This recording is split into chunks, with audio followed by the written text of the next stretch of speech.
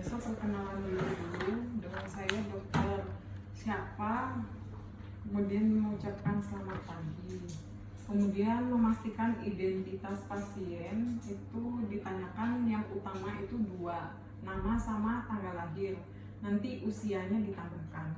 Lalu yang memastikan informasi ginekologis pasien itu ada 8 pertanyaan, tapi yang wajib itu 6, duanya tambahan. Jadi waktu ngambil nilai yang dibilang cuma pertanyaan nomor 1 sampai 6. Pertanyaan pertama itu ditanyakan siklus haid pasiennya. Jadi ibu siklus menstruasinya bagaimana, berapa panjangnya, berapa lama, durasinya tiap kali mens berapa hari, volumenya seberapa. Volumenya tuh ditanya ibu sehari ganti pembalutnya berapa banyak.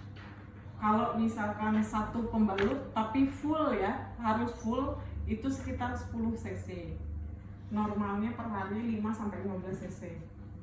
Jadi siklus menstruasi ditanyain 3, panjang siklus mennya berapa, rentangnya biasanya 24-38, durasinya berapa lama, 2-7 hari biasanya normalnya, volumenya per hari berapa, 5-15 cc. Kemudian pertanyaan kedua, apakah ada keluhan? Biasanya nanti keluhannya tuh lebih ditanyakan, terutama apakah ada keputihan. Keputihan kalau yang normal gimana? Tidak bau. Tidak apa?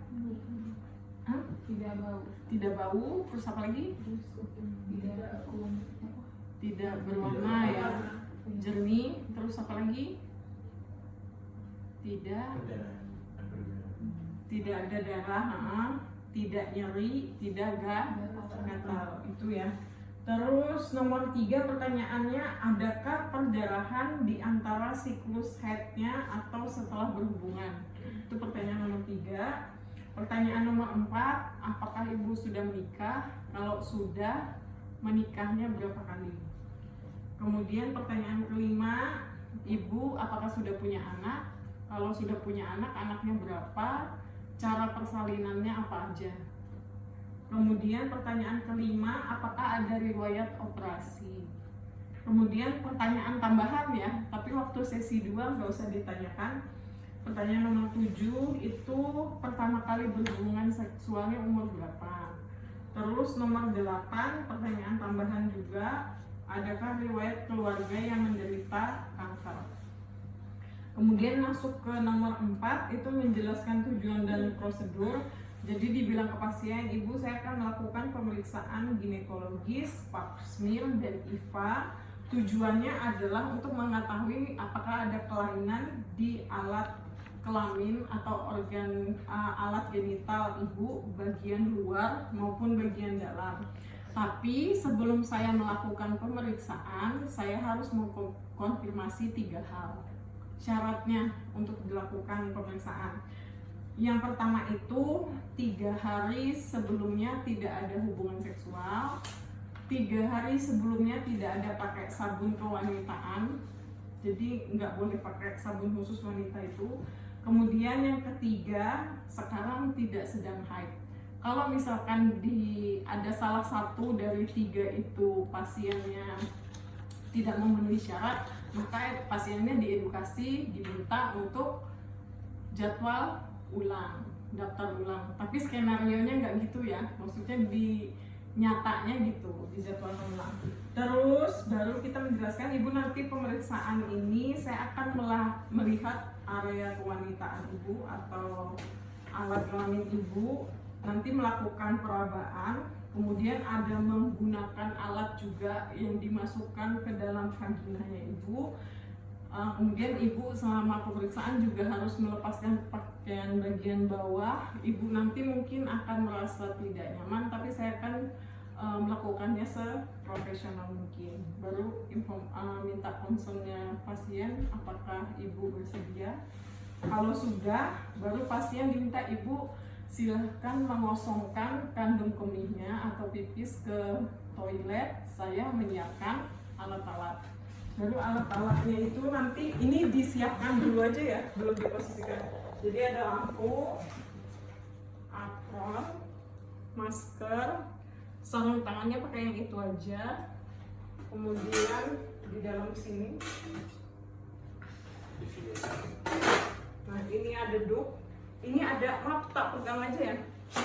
Ini ada duk, kemudian yang ini nanti buat alas ya, di bawah sini. Nanti temennya bantu ya, berat soalnya. Temennya bantu angkat, yang temennya yang dinilai masukin apa kainnya. Ini buat alas, yang itu duk. Kemudian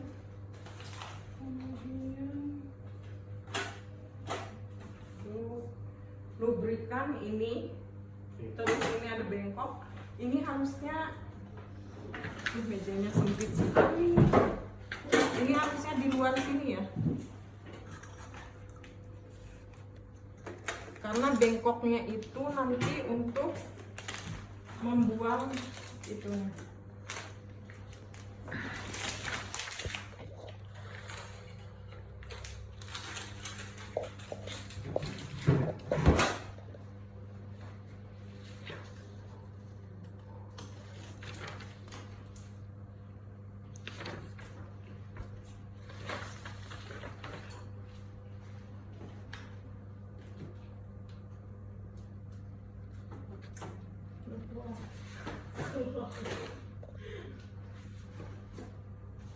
Itu harusnya dipasang lubrikan tadi ya, lubrikan, bengkok, terus di dalam sini ada claim of value. Hah? Oh iya, terus ini ada komnya, dua. Habis itu ini spekulumnya, habis itu ini kasanya, waduh.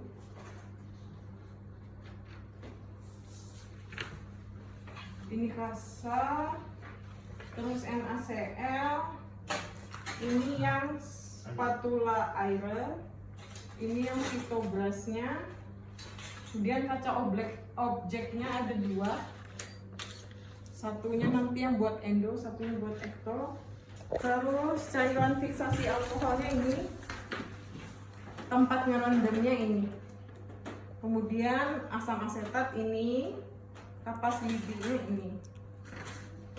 Sudah disiapkan, nanti bilang adalah kita memberikan identitas pada kaca objeknya. Itu nanti ada skenarionya, Nyonya S, jenis kelaminnya perempuan, kemudian nomor rekam medis, biasanya nomor rekam medisnya berapa, usianya berapa. Jadi nama, jenis kelamin, nomor rekam medis, sama usianya. Habis itu dituangkan NaCl sama asam asetat, itu dibuat 1:1 aja. Jadi dimasukkan, habis itu yang alkoholnya dimasukkan ke dalam tempat yang ini buat merendam kaca objeknya, dimasukkan ke dalam sini. Habis sudah itu jatuh kurang gede.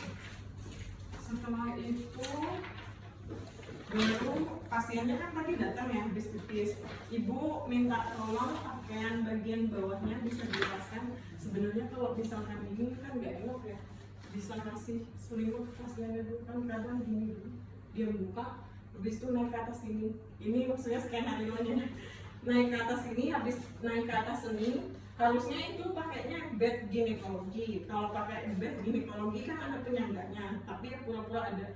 Jadi ibunya disuruh baring, kemudian ibu kakinya mohon dibuka.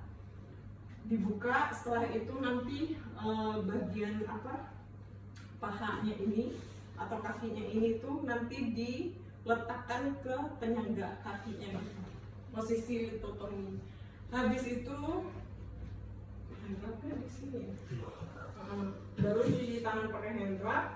Habis cuci tangan pakai handwrap, baru pakai masker sama apronnya. Habis sudah itu baru ininya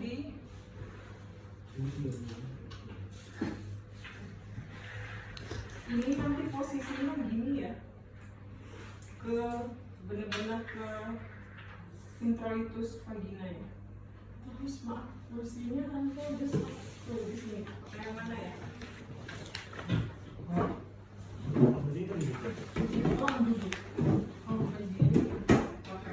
Habis memposisikan bersihkan lampu. Setelah sudah lampu, baru pakai sarung tangannya ya. Habis pakai sarung tangan, baru duduk di depan pasien. Sama sebelum pakai sarung tangan, jangan lupa ini harus dekat sama kalian ya. Soalnya nanti kalau sudah pakai spekulum ini, sama kalian ini nyamannya ini di sini apa di sebelah kanan? Sini, kayak gini nggak apa-apa? Nggak kayak gini berarti? Sini aja ya, oke. Hah? Karena kalau kiri itu kayak Cuman kalau ini di sini nanti di manualnya tuh ada gini. nah itu mantapin itunya. Ini makanya menjadi tapi ini nanti posisinya enaknya sebelah sini. Apa ini digesek? Boleh nggak? Oh itu. Situ aja. Boleh nggak? Makan berdua.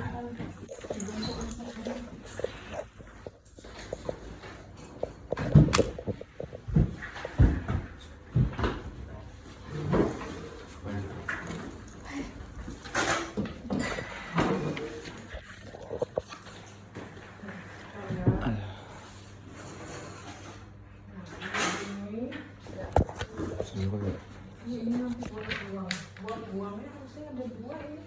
Yang satunya ini deh. Apa yang? Bas kompornya belum disiapin Mbak Indes. Apa minta aksennya? Pakai itu aja kan tadi katanya kayak itu yang itu ya.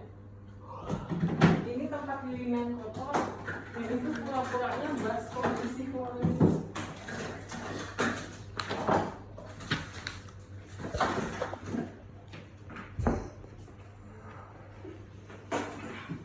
Ini kalian duduk di depan sini, baru nanti bersihkan arah genital dengan NaCl. Tadi kan jangan lupa ya, yang satu kan apa tadi isinya? NaCl dan asam asetat. Yang satunya NaCl. Nanti tak minta suruh label aja deh. Tapi kalau di kenyataan nggak ada labelnya sih. Ini megangnya nanti gini ya biasanya. Tangan jempol sama jari tempat. Terus ini tuh, aduh ini kecil banget. Ini, misalkan ini yang NaCl ya, diambil, bersihkannya tuh sini, terserah sini mau sebelah kiri dulu apa kanan dulu terserah. Oleh satu, buang bengkok, celup lagi, baru tiga, celup lagi dari atas ke ini ke tengah sampai ke anus. Buang. Terus ini jangan ke sini ya. Tadi kan bersih ke sini aja. Terus kenapa? Belum, baru bersihin loh. Lama loh ini. Baru lamaran 14. Nah, baru nomor 15 inspeksi pulpa dan area sekitar. Kemarin tuh sebenarnya mau disuruh bilang pulpa, klitoris, bla bla bla, tapi karena waktunya cuma 13,5 menit, jadi kalian cuma bilang saya menginspeksi pulpa dan area sekitar genitalia luar.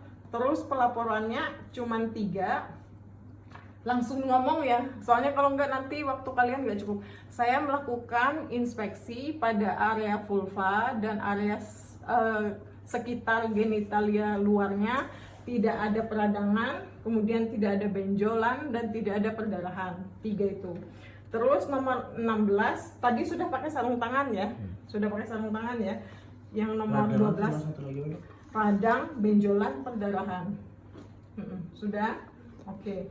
Nomor 16, tadi sudah pakai sarung tangan, baru nanti palpasi, areanya 3 ya, di checklist cuma 2 kan ya, ditambah 3. Jadi ini mohon maaf, kalau aslinya kan labia mayor minor kan kelihatan banget ya perbedaannya. Ini kan nggak begitu kelihatan, jadi anggap aja ini labia minor, ini labia mayor. Jadi nanti palpasi dulu yang labia mayor, habis itu yang labia minornya itu dipalpasi, itu nanti dilaporkannya tidak ada radang, tidak ada benjolan, tidak ada perdarahan, dan tidak ada keluar sekret. 4. Jadi labia mayor minor itu ada 4, tidak ada radang, tidak ada benjolan, tidak ada perdarahan, dan tidak ada keluar sekret. Kalau misalkan tidak ada sekret ya, kalau di skenario-nya kayaknya ada keluar sekret jernih ya. Terus nanti diraba kelenjar Bartolini-nya, kanan kiri. Langsung dua-duanya aja, langsung dilaporin ya. Kelenjar Bartolini itu mana? Sini di bawah. Arah jam 5, kanan kiri langsung masuk gini aja. Saya melakukan perabaan di kelenjar Bartolini, kemudian tidak ada benjolan dan pasien tidak merasakan nyeri gitu. Bisa sambil ditanya pasien. Habis itu udah tadi palpasi sama inspeksi. Baru Ada benjolan dan sampai itu. yang mana? Bartolini. Bartolin. Kalau Bartolini cuman benjolan sama nyeri. Habis sudah itu jangan lupa mohon maaf. Ini dulu yang dipasang, udah, oke. Habis ini, jadi ini ditambahkan ya, nomor 17 memasang duk berlubang dan alas. Pasang alasnya dulu, baru duk berlubang ya. Emang disuruh gede nanti. Terus habis itu memasukkan spekulum karena tidak ada pilihan lain, cuma satu. Jadi itu di checklistnya maksudnya adalah memasukkan spekulum. Terus ini harus kondisinya tertutup ya. Kalau masuk kondisinya harus tertutup. Tapi nanti kalau ngeluarin justru harus posisinya kebuka baru sambil ditutup. Gitu ya. Jadi kalau yang ini masukin, jangan lupa kasih jeli dulu. Kasih jeli, pilih, habis itu kasih jeli, baru nanti dimasukkan. Dimasukkannya itu ini buka gini kanan kiri, terus ini masukkan posisi miring dulu. Kalau sudah agak masuk tangannya bisa dipegang ke sini ya, gini, baru sambil diputar. Sakit ya begini. Terus ini mohon maaf. Nah setelah sudah kayak mentok, kerasa mentok gitu, tapi jangan dipaksa ya. Terus ini baru ada kelihatan kan ya cervix? Iya. Nah, cuman itu forniknya kan bisa sih, ini spekulumnya bisa. Nah ini sambil kelihatan cervixnya dipasin aja gini. Nah ini baru dikunci. Dikunci. Sebentar ini bisa. Terus setelah masang spekulum ini tangannya nggak boleh lepas. Harus di sini. Sampai selesai tuh. Sampai selesai yang di sini. Emang kalau dilepas Makanya saya bilang ini posisinya harus enak lega artisnya. Sama takut ini ada kenapa-kenapa tiba-tibanya ini kelepas atau itu. Jadi kita harus megang. Makanya ininya harus posisinya enak. Kalau kamu tadi gini-gini susah. Jadi ini gini ya, udah masuk, habis sudah masuk dikunci. Habis udah dikunci baru kita inspeksi. Lihat dulu vaginanya. Karena ini kan yang atasnya ketutup, berarti cuma vagina kanan kiri. Kemudian cervixnya itu cervix, habis itu di tengahnya ada lubang kan, ostium uteri externa. Itu yang dinilai ada 4 hal. Jadi vagina, cervix, sama ostium uteri externa itu ada 4 hal yang dinilai. Ada luka apa enggak, ada perdarahan apa enggak, ada lecet apa enggak, ada benjolan apa enggak. Nomor 20 dong. Ya, nomor 20. Terus gambarnya tadi mana ya? Di kertas kilat dong. Itu. Jadi ada luka atau enggak? Ada luka, perdarahan, lecet, sama benjolan. Terus yang dilihat lagi, nah itu, ini kan cervix ya. Ini ada namanya squamocolumnar junction. Ini dilihat, yang normal tuh kayak gini. Jadi yang ectocervixnya itu harusnya warnanya lebih pucat. Yang endocervixnya warnanya lebih merah, dan ini batasnya kelihatan jelas. Kalau batasnya nggak kelihatan jelas berarti ada kelainan. Jadi yang di SCJ ini nanti dilihat yang dilaporkan tuh terlihat apa enggak, kemudian ada benjolan apa enggak, terus ada bentuk yang aneh-aneh apa enggak. Jadi cuma 3.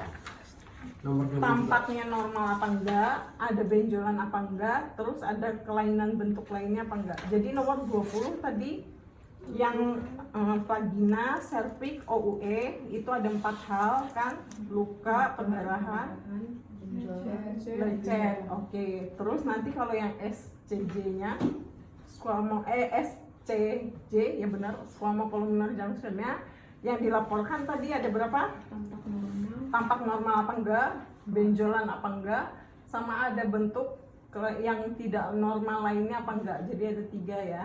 Terus ini tangannya tetap belum ini ya. Terus oh ya, jangan lupa karena kalian tadi tuh kan nggak punya asisten. Jadi ini di awal dibuka, tapi nggak boleh di itunya dilepas, dibuka gini aja di bagian tangkainya ya. Nanti pas pengambilan nilai katanya satu-satu. Terus nomor 21 gimana? Terus nomor 21 itu kita ngambil sampel yang endoservix dulu menggunakan sitobras yang ini. Ini kan tadi di awal sudah dibuka. Kita ambil aja kayak gini. Habis diambil, ini tuh harus dimasukkan, tapi nggak boleh kena. Aduh, mejanya kecil banget. Gak apa-apa. Ini tuh harus diambil ke dalam sini, tapi nggak boleh kena dinding vaginanya.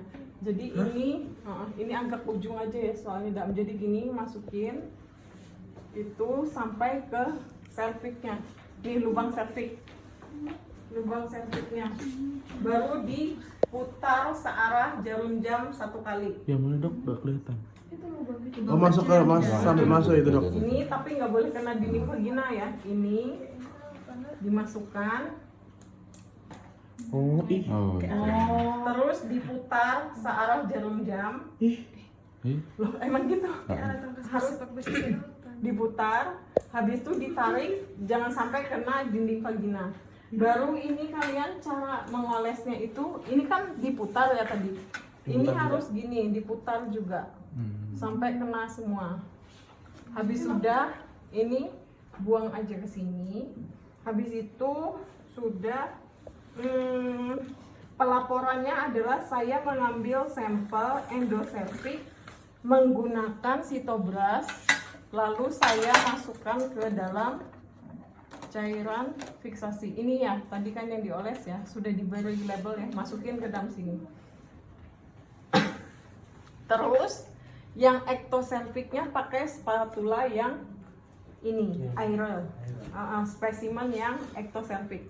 Karena ectoservix yang ininya yang masuk ke dalam endoservixnya ya. Jadi ini yang justru ke tengah gini. Ini misalkan lubangnya ostium uteri externum ya.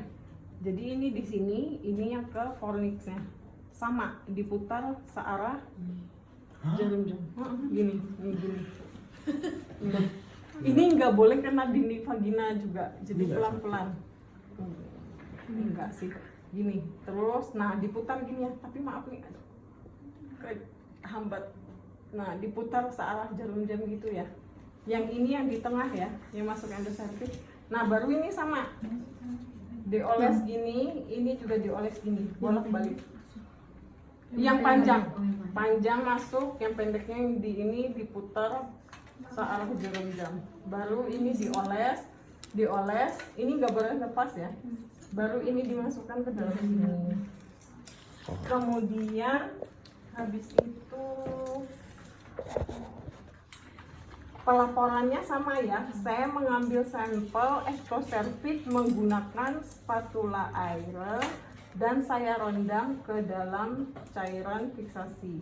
Tadi kan yang satunya saya mengambil sampel endoservix menggunakan sitobras dan saya rendam pada cairan fiksasi. Jadi template-nya sama ya, cuman satunya endo, satunya ekto, satunya pakai sitobras, satunya pakai spatula Airel. Baru checklist 23, mengoleskan asam asetatnya itu baru pakai yang apas ini. Apasnya diambil, terus ini kan tadi yang NaCl ya. Ini yang NaCl sama asam asetat. Ini dicelup aja ke sini. Terus di totol di bagian yang SCJ-nya itu. Pinggirnya dok. Kenapa? Pinggirnya SCJ. Iya, di sininya semua. Di totol. Agak lama sih kalian notolnya harusnya. Kan soalnya ininya kan cuma sedikit ya.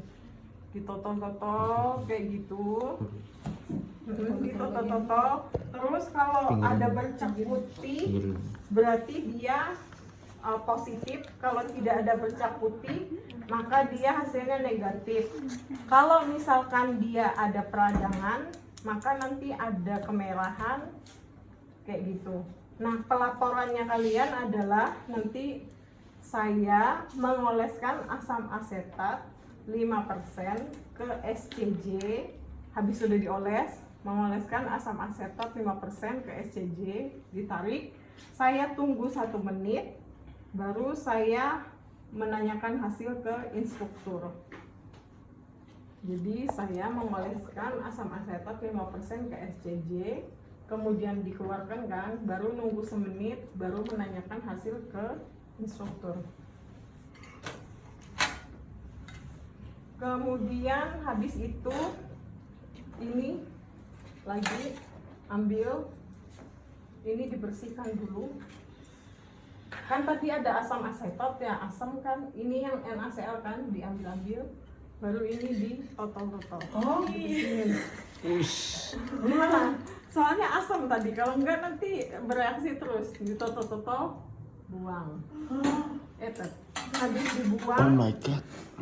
baru ini habis itu nanti yang nomor 25 sebelum ngeluarin spekulum ininya bisa dilonggarin dulu ya, sakit kalau enggak.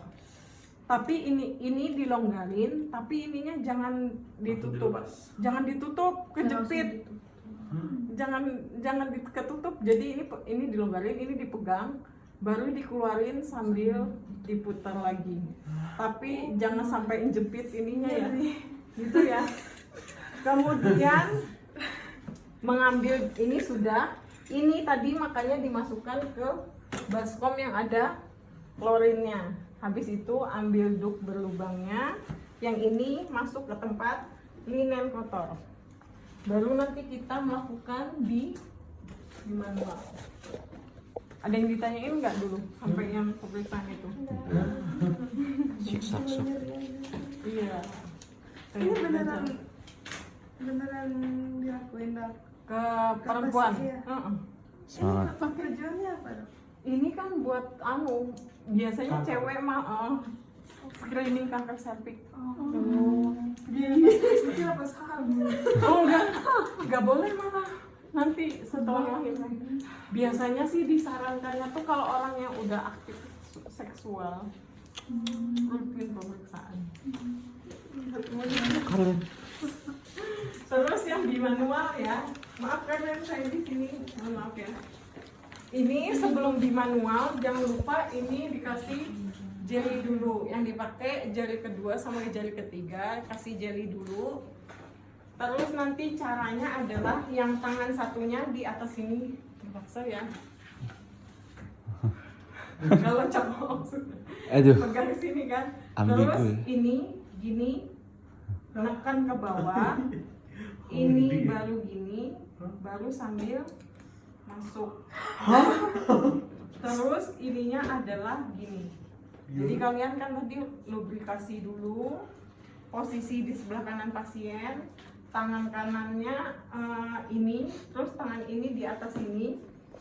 Terus yang tangan kiri nanti bisa membuka gini dulu, buka gini, baru yang ini ke bawah, ini masuk ke dalam gitu.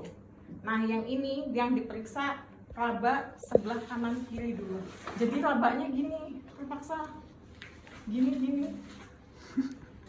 Ini yang vagina sebelah sini, yang sebelah kanan pasien. Baru ini yang sebelah kiri, diraba vaginanya. Habis sudah vagina, baru ke ininya di atas ya. Vagina, baru forniknya diraba. Fornik ada yang mana yang anterior, yang mana yang posterior?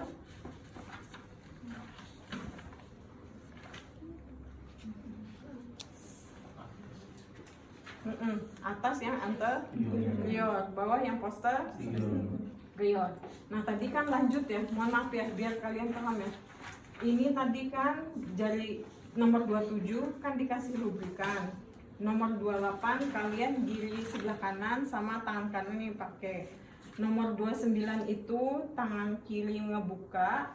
Terus ini jari ketiga turun, ini terus masuk ke dalam. sampai ke vagina sama fornix. Baru nomor 30 pelaporannya. Pelaporannya nanti di 30. Di nomor 30 itu ada 3 hal. Jadi merasakan vagina, ini ya, kanan kiri. Terus kalau cervix berarti kalian gini kan, karena di ujung berarti vagina kanan kiri. Kemudian neken cervix. Terus yang fornix, maaf ini saya keluar dulu ya biar ketahuan tangannya. Vagina kanan kiri, ini kanan kiri. Terus cervix. Terus fornix anterior kan di atas, tangannya gini. Fornix anterior, baru muter.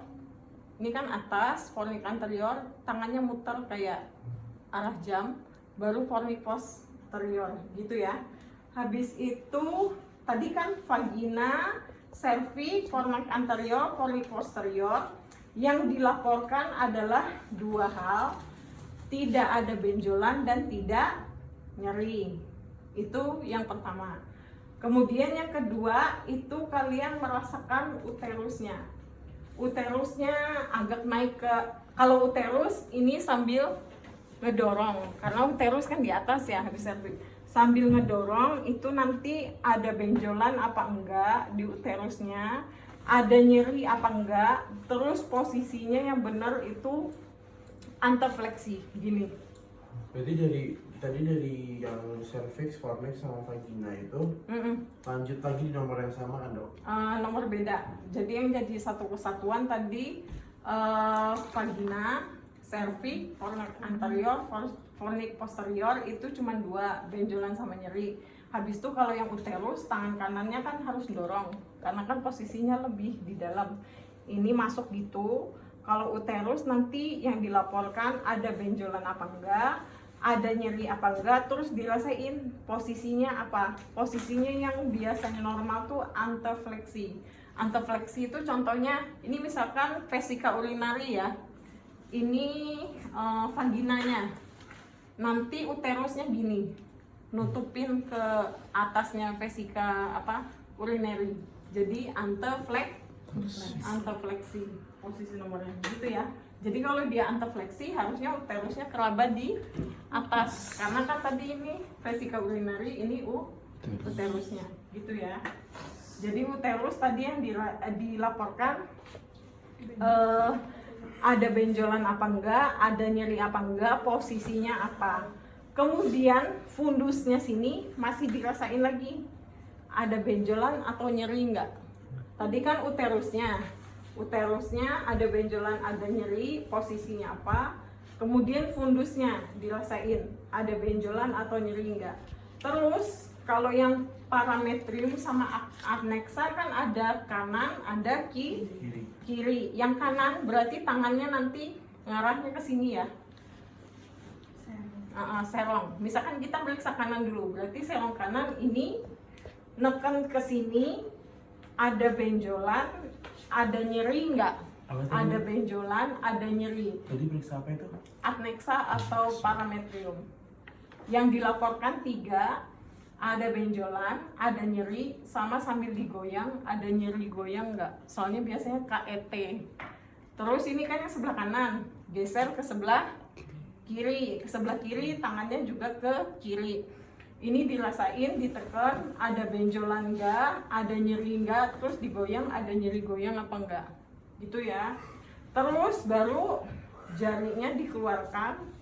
Habis dikeluarkan jangan langsung dilepas, dilihat dulu ada sekret apa enggak, ada darah apa enggak. Habis itu kalau sudah, baru kita membersihkan area pemeriksaan dengan kasa lagi. Ini dibersihkannya caranya sama lagi, berarti ini berus ada apa? Ini kesini, buang. Ini ambil celup lagi. Sama dok, tapi celupnya sama yang pertama. Sama, disamain. Habis itu yang ketiga ambil lagi dari atas ke bawah, ke tengah, ke anus, buang. Habis itu lepaskan sarung tangan, ditaruh yang di tempat yang klorin tadi. Terus ibu pemeriksaan sudah selesai, ibu bisa menggunakan pakaian bagian bawahnya, kemudian duduk di meja periksa. Terus mencuci tangan. Habis mencuci tangan, baru kalian duduk juga, catat hasil, baru menjelaskan hasil pemeriksaan. Ibu, tadi saya sudah melakukan pemeriksaan ginekologis, kemudian sudah melakukan pemeriksaan pap smear dan juga IVA. Dari 3 pemeriksaan tadi, hasilnya itu untuk yang ginekologis dan juga yang IVA normal. Kalau untuk hasil pemeriksaan pap smear-nya nanti keluarnya 1 minggu lagi. Apakah ibu ada pertanyaan? Kalau nggak ada, silakan pulang. Sudah.